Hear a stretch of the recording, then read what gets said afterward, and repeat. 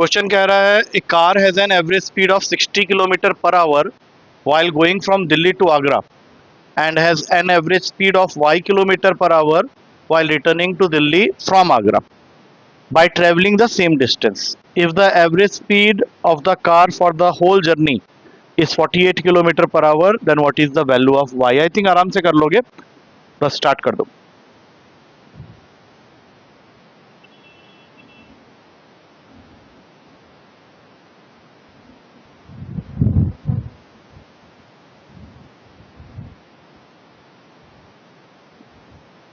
Forty आ रहा है, चलो ठीक है स्टार्ट करते हैं. क्वेश्चन में सबसे पहली चीज है कि हमारे पास में एवरेज स्पीड की बात कर दी उसने. तो एवरेज स्पीड होता है टोटल डिस्टेंस ट्रेवल्ड. अब टोटल डिस्टेंस में यहाँ पे क्या होगा, दिल्ली टू आगरा. अगर मैं दिल्ली टू आगरा के बीच का डिस्टेंस मान लेता हूँ से डी, स्मॉल डी, तो ये गया भी है और फिर आया भी है, तो टोटल डिस्टेंस ट्रेवल्ड हो जाएगा 2d. अच्छा, जब वो जा रहा था तो उसकी स्पीड थी 60, तो average speed equals to total distance upon total time. तो फर्स्ट केस में time taken will be D by 60 और रिटर्न करते समय उसकी स्पीड रखी है उसने y की, क्योंकि हमें एवरेज स्पीड तो दे रखा है तो यहाँ 48 बैठा देते हैं, d कॉमन लेके कैंसिल हो जाएगा और हमारे पास में सिर्फ रह जाएगा y की वैल्यू जो कि हमें कैलकुलेट करना है. आई थिंक इसके आगे कोई भी कर सकता है. इसको काट लेते हैं पहले. 24 हो गया, ऊपर आ जाएगा 60y और ये बन जाएगा 60 प्लस y. अब यहाँ से ये वैल्यू हो गई 1440 plus 24y is equals to 60y. 24 यहाँ जाएगा तो 36y इज इक्वल्स टू 1440. 36 इसको काट देगा 40 के टेबल में. ठीक है, बिल्कुल आंसर 40 किलोमीटर पर आवर. ऐसा क्वेश्चन हमने कल भी किया था, तो इसमें कोई डाउट होना नहीं चाहिए. Next question. A race has 3 parts. The speed and time required to complete the individual parts for a runner is displayed on the following chart. मतलब एक रेस जो है वो 3 पार्ट्स में बटा हुआ है, पहला, दूसरा और तीसरा. पहले पार्ट को कवर किया गया है 9 किलोमीटर पर आवर की स्पीड में 50 मिनट में, दूसरे पार्ट को 8 किलोमीटर पर आवर की स्पीड में 80 मिनट में, और थर्ड पार्ट को कवर किया गया है 7.5 किलोमीटर पर आवर में in 100 minute. Again he is asking you to find the average speed of the runner. करो.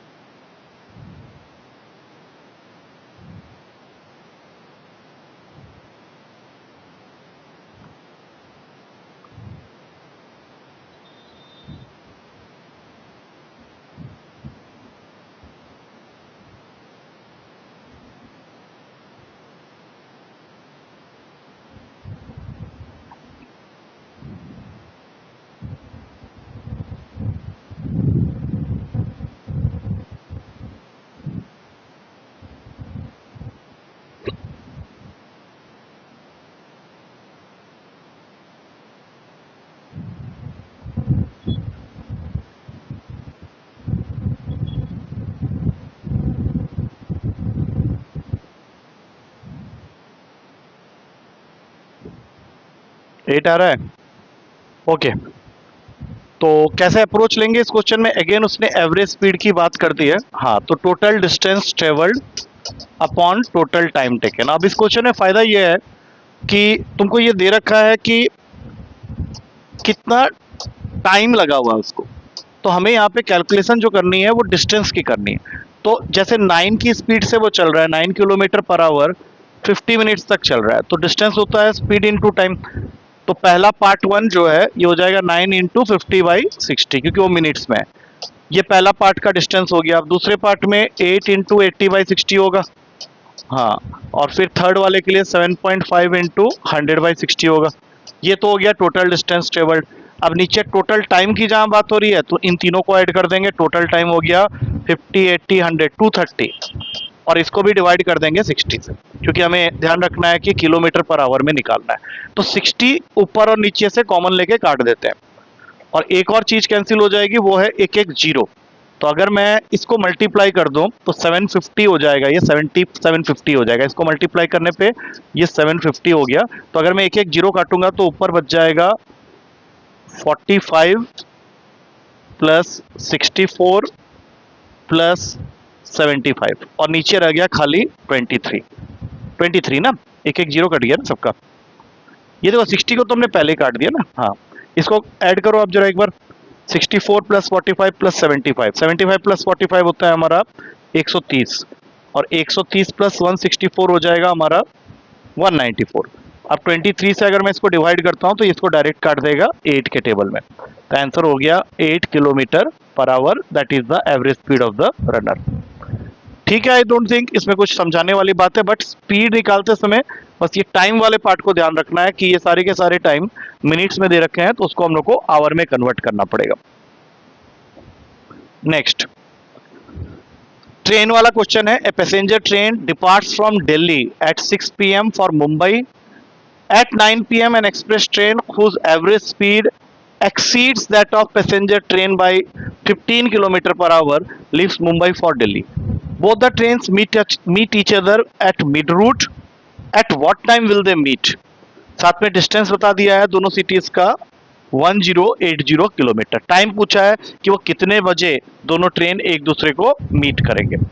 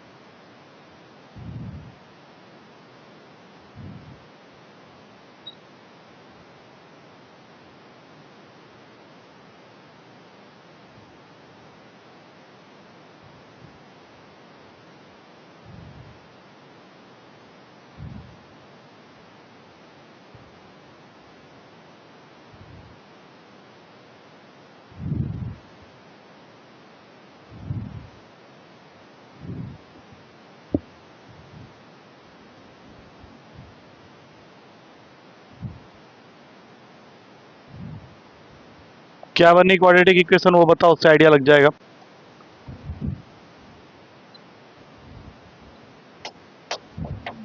X square plus 15x minus 2700, इसका मतलब है कि सही डायरेक्शन में आए हो। क्वेश्चन है कि हमारे पास में दो स्टेशन है, एक दिल्ली एक मुंबई, दोनों के बीच का डिस्टेंस हमें दे रखा है क्वेश्चन के अकॉर्डिंग 1080 किलोमीटर। एक ट्रेन जो थोड़ी धीरे चलती है, जिसको पैसेंजर ट्रेन बोल सकते हैं, ये 6 PM में खुली है टुवर्ड्स मुंबई, और दूसरी ट्रेन जिसको एक्सप्रेस ट्रेन कहते हैं वो 9 PM को खुली है टुवर्ड्स दिल्ली। तो ऑब्वियस सी बात है कि एक्सप्रेस ट्रेन की स्पीड जो है वो पैसेंजर ट्रेन से ज़्यादा होगी, और क्वेश्चन में ये दे रखा है कि ये 15 किलोमीटर पर आवर ज़्यादा है। तो अगर मैं इसकी स्पीड को x ले लेता हूँ तो इसकी स्पीड हो जाएगी x प्लस 15। अब दोनों एक दूसरे को मीट कर रहे हैं एग्जैक्टली एट मिड पॉइंट, ये उसने बोला हुआ है। मिड रूट का मतलब होता है मिड वे। तो मिडवे मतलब ये ट्रेन भी 540 किलोमीटर चली होगी और ये ट्रेन भी 540 किलोमीटर चली होगी। तो इसके लिए टाइम लगेगा 540 by x to reach this point M, और इसके लिए लगेगा 540 by x plus 15 to reach the point M. अब बताओ कौन सा ज्यादा होगा टाइम, ये वाला या ये वाला? तो पहले वाला है, क्योंकि इसकी स्पीड स्लो है, और इनके डिफरेंस को हम लोग 3 के इक्वल करेंगे। 3 के इक्वल क्यों कर रहे हैं? क्योंकि एक 6 बजे खुला है और एक 9 बजे खुला है, मतलब 3 घंटे के डिस्टेंस पे। इसी को सॉल्व करके ये क्वाड्रेटिक आएगी। फैक्टर इसके बनेंगे 60 एंड 45, 60x माइनस 45x। तो इसमें एक वैल्यू पॉजिटिव आ रही होगी, एक नेगेटिव। तो पॉजिटिव आ रही है 45 और नेगेटिव आ रही है 60। बट इससे एक चीज पता चल गई कि 45 जो है वो तुम्हारे पैसेंजर ट्रेन की स्पीड है, और जो एक्सप्रेस ट्रेन की होगी वो 60 होगी। तो हमें अगर ये पता करना है कि ये दोनों कितने बजे मिलेंगे, तो अगर तुम इस 45 को यहाँ पुट करते हो तो ये काट के देगा तुमको 12, और फिर तुमको 6 बजे के हिसाब से 12 देखना पड़ेगा, 12 घंटे के बाद, मतलब सुबह 6 बजे। और अगर तुमने ये 45 यहां डाल दिया तो 540 बाई 45 प्लस 15 60 हो जाएगा, और ये होता है 9 घंटे। तो 9 घंटे तुमको किसके हिसाब से देखना है, 9 पीएम के हिसाब से। तो 9 पीएम में अगर 9 घंटे जोड़ते हैं तो ये भी तुम्हें कहां ले जाके फंसाएगा, 6 एम में। दैट मीन्स कि दोनों ट्रेन एक दूसरे को मीट करेंगे 6 बजे, मॉर्निंग 6 बजे ये दोनों एक दूसरे को मीट करेंगे। आई थिंक क्लियर हो गया होगा।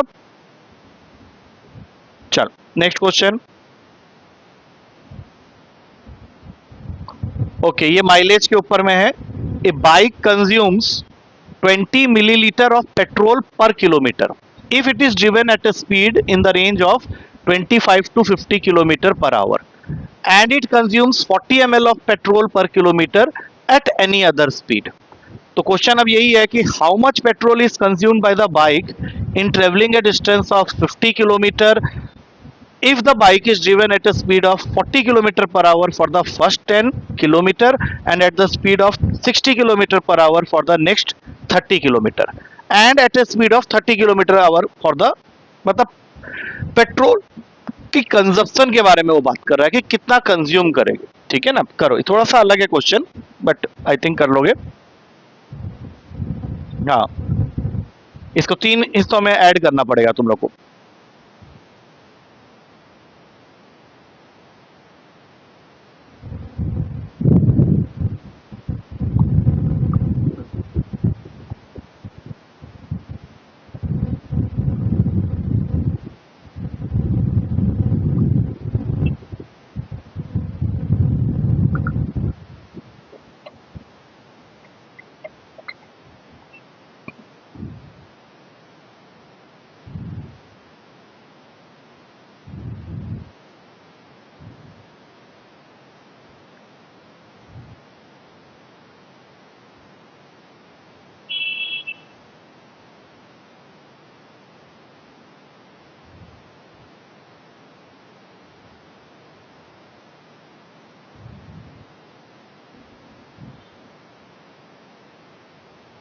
आ गया। कर लो, उसको कन्वर्ट भी करना है, मिलीलीटर में वैल्यूज हैं, उसको फाइनली लीटर में कन्वर्ट करना है। हमारे सारे ऑप्शंस लीटर में है। 1 लीटर इक्वल्स टू 1000 ml, ये होता है हमारा, बस उस चीज का ध्यान रखना।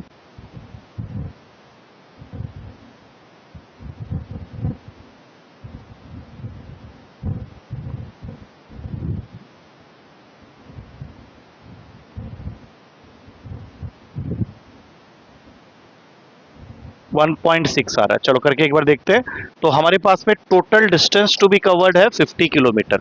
इसके 3 पार्ट्स बनाए गए हैं। फर्स्ट पार्ट को उसने कवर किया है जो कि 10 किलोमीटर का है at the speed of 40 kilometre per our. तो अगर 40 किलोमीटर पर आवर की स्पीड में चल रहा है, मतलब फर्स्ट वाले रेंज में, तो वो कंज्यूम करेगा 20 ml पर किलोमीटर। तो यहाँ पे 10 से मल्टीप्लाई कर देंगे क्योंकि 1 किलोमीटर में 20 ml, तो 10 किलोमीटर में 20 इंटू 10 प्लस अगला 30 किलोमीटर को उसने कवर किया है एट 60 किलोमीटर पर आवर। तो यहाँ पे 60 मतलब एट एनी अदर स्पीड में चला गया, तो उसका कंजप्शन हो जाएगा 40, और 40 को मल्टीप्लाई करेंगे 30 के साथ में, और अब बच गया 10 किलोमीटर। फाइनली उसको उसने कवर किया है 30 किलोमीटर पर आवर में, अगेन पुराने वाले में चला गया, तो यहाँ पे फिर इसको मल्टीप्लाई करेंगे 20 इंटू 10 से। अब ये टोटल हो गया 200, ये हो गया 1200, ये हो गया 200, तो टोटल आ गया 1600 मिलीलीटर। लीटर में, 1 लीटर में 1000 मिलीलीटर होता है, तो आंसर तुम्हारा अपने आप ही दिख गया, पॉइंट यहाँ खींच देंगे, 1.6 लीटर इसका आंसर हो गया। चलो आई थिंक ये तो क्लियर है। Next question.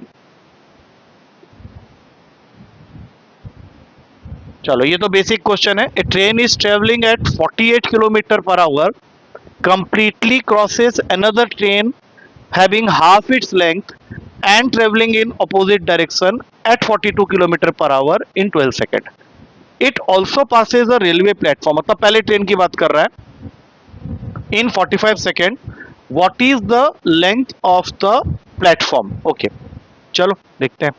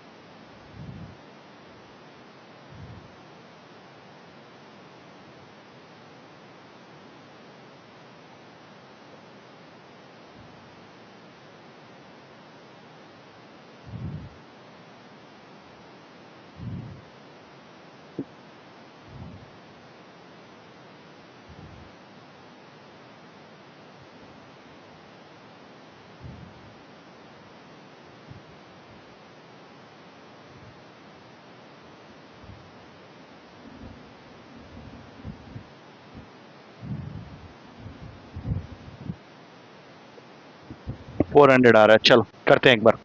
तो सबसे पहले तो इसमें दोनों सिचुएशंस को उसने कंसीडर करवा दिया है। पहले तुम्हारे पास में एक ट्रेन है जिसकी लेंथ के बारे में कोई इन्फॉर्मेशन नहीं है, इसकी लेंथ को मैं ले लेता हूँ L, और ये ट्रेवल कर रहा है at the speed of 48 kilometre per our.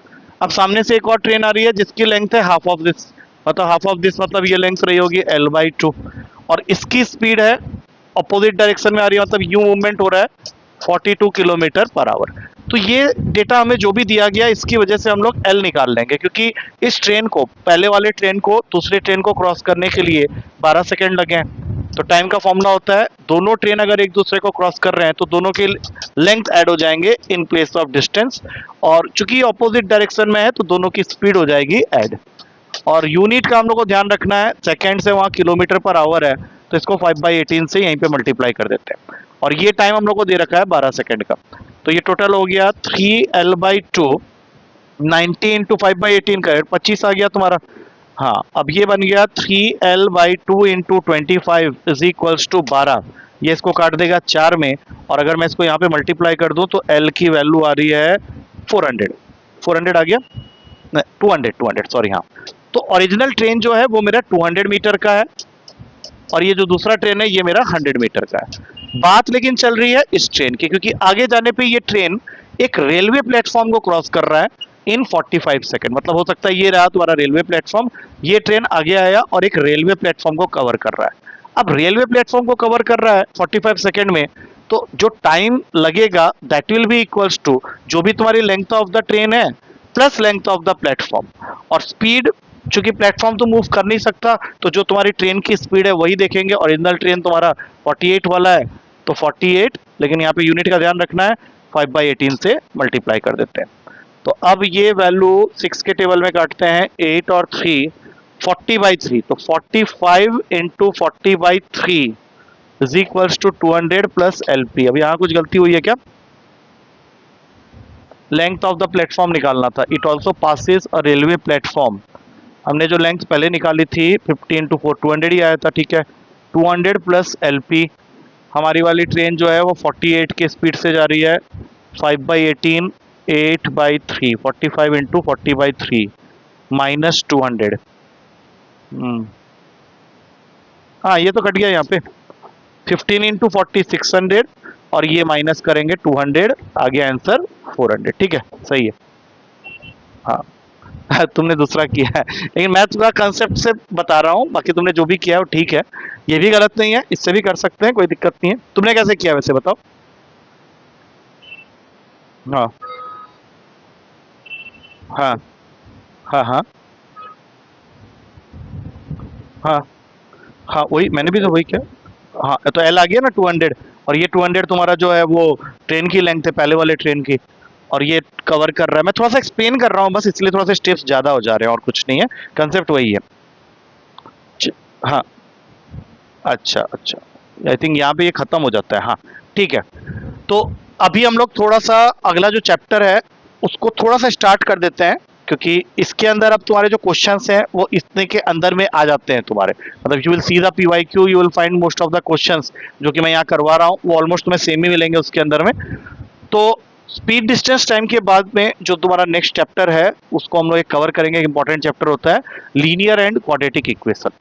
हम लोगों ने मेनली क्या करना है, देखो, linear quadratic equation, profit and loss, set theory और स्टैटिस्टिक्स, ये 4 टॉपिक्स को इस मंथ के अंदर अंदर कंप्लीट करना है, क्योंकि अगला मंथ जो होगा वो हमारा फाइनल मंथ होगा, उसमें मैंने रखा है ट्रिग्नोमेट्री और ट्रिग्नोमेट्री और मेंसुरेशन वाला पार्ट को, जो कि तुम्हारे पेपर में सबसे ज़्यादा क्वेश्चंस पूछे जाते हैं, तो वो अगले वीक के लिए। तो एक तो यहाँ पे थोड़ा सा, हाँ बोलो बोलो।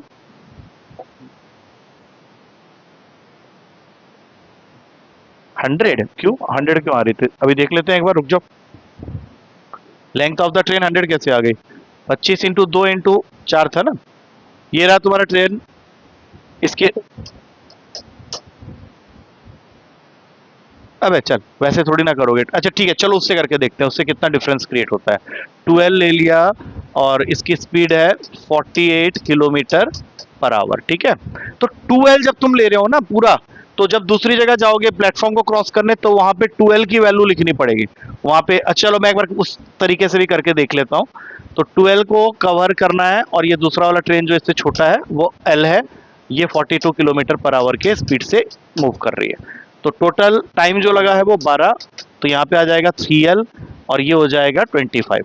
अब इसको काटोगे तो L की वैल्यू आ जाएगी, L की वैल्यू आएगी तुम्हारी 100, बट L तो तुम्हारा छोटे वाली ट्रेन की लेंथ आई है ना, हमें तो बड़े ट्रेन के हिसाब से चलना है, तो फिर ये 200 हो जाएगा। अब हो गया फिर से वापस वही क्वेश्चन। चल ठीक है, ठीक है, आते हैं। तो तुम्हारा अगला चैप्टर जो हम लोग फोकस करेंगे यहाँ पे, दैट इज, एक ध्यान रखना प्रॉफिट एंड लॉस भी हमने करना है, बट वो मैं सबसे लास्ट में करूंगा क्योंकि उसके क्वेश्चन 2 ही आते हैं पेपर में। पर नेक्स्ट चैप्टर होगा, इसका खाली इंट्रोडक्शन आज दे देता हूँ, लीनियर एंड क्वाड्रेटिक इक्वेशन, जिसमें से क्वाड्रेटिक इक्वेशन वाला पार्ट जो हमने एनडीए के टाइम में किया था वो ऑलमोस्ट सेम ही रहेगा, बिल्कुल उसमें कोई चेंजेस नहीं आने हैं। हाँ, लीनियर इक्वेशन के अंदर में कुछ वर्ड प्रॉब्लम्स आ जाते हैं। तो पहले तो हम लोग ये जानेंगे कि लीनियर और क्वाड्रेटिक में फर्क क्या होता है। आई होप सबको पता होगा। लीनियर इक्वेशन 2 तरह के होते हैं, एक होता है लीनियर इक्वेशन इन 1 वेरिएबल और एक होता है linear equation in 2 variable. Quadratic का कोई टाइप नहीं होता, वो एक ही इक्वेशन होता है, हम लोग बचपन से पढ़ते आए हैं, ax² + bx + c = 0। लेकिन अगर मैं कह रहा हूं लीनियर इक्वेशन इन 1 वेरिएबल, तो इसका जनरल फॉर्म होगा ax + b = 0, और 2 वेरिएबल में होगा ax + by + c = 0। और ये दोनों ही अगर ग्राफिकली हम लोग बनाएं तो स्ट्रेट लाइन को रिप्रेजेंट करेंगे, और वहां पे अगर उसका ग्राफिकल रिप्रेजेंटेशन देखें तो वो हमेशा एक पैराबोला को रिप्रेजेंट करेगा। अब बात करते हैं सॉल्यूशन की।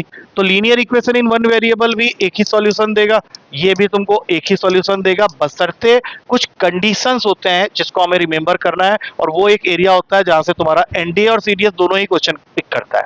तुम्हें 2 लाइंस की इक्वेशन दे देगा या 2 लीनियर इक्वेशन दे देगा 2 वेरिएबल्स में, और वो पूछेगा कि ये किस तरह का सॉल्यूशन, किस तरह का लाइंस या किस तरह के सिस्टम को रिप्रेजेंट करता है। तो हम लोग अपनी बात वहीं से स्टार्ट करते हैं। एक टेबल बना लेंगे यहाँ पे, और इस टेबल के अंदर में 4 कॉलम्स बनाएंगे। इस टेबल के ऊपर लिखेंगे 2 लाइन की इक्वेशंस, a1x + b1y + c1 = 0, ये पहला लाइन है, और दूसरा है a2x + b2y + c2 = 0। टेबल के अंदर हमारे 4 कॉलम्स में जो पहला कॉलम होगा वो होगा टाइप ऑफ सॉल्यूशन, और उसके लिए क्या कंडीशन लगेगा, और इस केस में किस तरह के लाइंस होंगे, टाइप ऑफ लाइंस, और सबसे लास्ट में टाइप ऑफ सिस्टम। तो मैं खाली फर्स्ट वाला रो भरूंगा, तुम कॉलम भरूंगा, तुम लोग को बाकी बताना है। जैसे मैं अगर बात कर रहा हूं नो सॉल्यूशन के, नो सॉल्यूशन, इस केस में कंडीशन क्या होगा बताओ? नहीं नहीं नहीं नहीं, अब ये गलत हो गया पहले ही। नो सॉल्यूशन के केस में a1/a2 b1/b2 के इक्वल होगा, बट ये दोनों c1/c2 के इक्वल नहीं होंगे। और लाइंस किस तरह के होंगे बताओ? दैट मीन्स पैरेलल, ये इस केस में पैरेलल लाइन देगा। और नो सॉल्यूशन अगर तुम कह ही रहे हो तो सिस्टम जो होगा that will B inconsistent system. जैसे कोई सॉल्यूशन नहीं निकला, इसका मतलब है ये इनकंसिस्टेंट है। उसके बाद यूनिक सॉल्यूशन, या जिसको हम लोग ओनली वन सॉल्यूशन बोलते हैं, इसका बताओ क्या होता है? Not equals to b1/b2। ये मोस्टली वही वाले क्वेश्चन होंगे जिसको हम लोग क्वेश्चन पेपर में सॉल्व करेंगे। जैसे हम लोग कोई भी 2 इक्वेशन बना के जब सॉल्व करते हैं तो वो बेसिकली यही वाला केस होता है यूनिक सॉल्यूशन का। अब इसमें तुम्हारे लाइंस जो होंगे वो इंटरसेक्टिंग बाय नेचर होंगे, एक पॉइंट में इंटरसेक्ट करेंगे, और उनका जो पॉइंट ऑफ इंटरसेक्शन होगा उसी का एक्स और वाई कोऑर्डिनेट जो होगा वो इसका सॉल्यूशन है। और चूंकि हमने सॉल्यूशन निकाल लिया तो इस सिस्टम का नाम पड़ गया कंसिस्टेंट सिस्टम। और तीसरा वाला जो कि तुम लोगों ने पढ़ा ही होगा, तीसरा वाला क्या होता है बताओ? Infinitely many solution. Infinitely many solution में क्या होता है कि तीनों के तीनों आपस में इक्वल हो जाते हैं। इक्वल हो जाते हैं मतलब क्या हो जाएगा यहाँ पे? a1/a2 = b1/b2 = c1/c2। और इस केस में तुम्हारे दोनों लाइंस जो हैं वो क्या हो जाएंगे? नहीं, इसको बोलते हैं को इंसिडेंट लाइंस। ये दोनों लाइन एक दूसरे के ऊपर होंगे, मल्टीपल नंबर ऑफ पॉइंट्स या इनफाइनाइट नंबर ऑफ पॉइंट्स पे इंटरसेक्ट कर रहे होंगे, इसलिए इसको बोलते हैं कोइंसिडेंट लाइंस, और इसीलिए इसका नाम पड़ जाता है इनफाइनाइटली मेनी सॉल्यूशन। अच्छा, इसका सिस्टम का जो नाम होता है वो अलग होता है, that is known as dependently consistent. ये नाम थोड़ा सा अलग लगेगा सुनने में, बट इसका नाम यही होता है डिपेंडेंटली कंसिस्टेंट, क्योंकि डिपेंडेंट है ये डिपेंडेंट है किस चीज पे, कि ये तुम्हारे तीनों रेशियोज जो है वो इक्वल आने चाहिए, इसलिए उसका नाम पड़ गया है डिपेंडेंटली कंसिस्टेंट। तो इस चीज को ध्यान में रखना, क्योंकि इसमें कुछ क्वेश्चंस तुम्हारे पेपर में बनते हैं। लीनियर इक्वेशन की अगर हम लोग बात करेंगे तो ये एक एरिया होता है जहां से वो तुमको क्वेश्चन पूछेगा। उसके बाद कुछ क्वेश्चंस होते हैं जो कि वर्ड प्रॉब्लम्स के फॉर्मेट में आते हैं। लीनियर इक्वेशन सॉल्व करने वाले क्वेश्चन वो तुमको रेयरली ही देगा, और अगर दिया भी तो वो टिपिकल केसेस देता है। जैसे ये वाला क्वेश्चन बहुत फेमस है, ये एनडीए में मैंने बताया था, यहाँ पे फिर से बोल रहा हूँ, ये आया हुआ है तुम्हारे पेपर में इस तरह के क्वेश्चंस। ये याद है कुछ क्या बताया था मैंने, जब ऐसे कोफिशिएंट इंटरचेंज हो जाते हैं तो इसमें वो एक्स और वाई नहीं मांगेगा, वो कुछ और मांग देगा। सपोज उसने मांग दिया x square plus y square निकालना है, क्या करते थे इसमें, याद दिलाओ।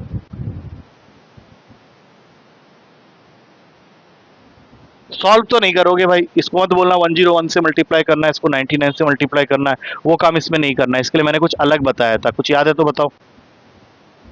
ऐसे वाले क्वेश्चन पूछता है, हाँ हाँ, राइट राइट राइट, हाँ हाँ। इसका फॉर्मेट होता है कि अगर कोई इक्वेशंस इस फॉर्म में है, a x plus b y is equals to C1, और दूसरा वाले में क्या हुआ है, इनके कोफिशिएंट्स हो गए हैं इंटरचेंज, जो x के पास था वो y के पास चला गया, जो y के पास था वो x के पास आ गया, और यहाँ पे है C2, मतलब यहाँ पे हो गया bx plus ay is equals to C2। तो जब भी क्वेश्चन आगे से इस फॉर्म में दिखे तो उसको उस तरह से सॉल्व नहीं करना है, सीधा क्या करना है, पहले ऐड कर दो, फिर सब्ट्रैक्ट कर दो दोनों को, और उसके बाद तुम्हारे पास में दो सिंपल इक्वेशन आएंगे, उनको सॉल्व करना। हाँ, तो जैसे अभी इस क्वेश्चन में अगर इसको अप्लाई करते हैं, दोनों को ऐड कर दिया, दोनों को ऐड करेंगे तो आ जाएगा 200x प्लस 200y, तो 200 कॉमन ले लेंगे, तो x plus y is equals to, यहाँ पे 1000 आ गया होगा ऐड करके, 200 से डिवाइड करेंगे, पहला इक्वेशन आ जाएगा x plus y equals to 5।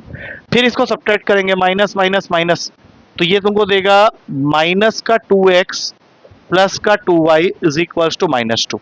अब इसमें से अगर 2 कॉमन ले लिया तो दूसरा इक्वेशन रेडी हो जाएगा, -x plus y equals to -1। अब इनको सॉल्व करना कोई बड़ी बात नहीं है, दिख रहा है साफ साफ, x3 y2।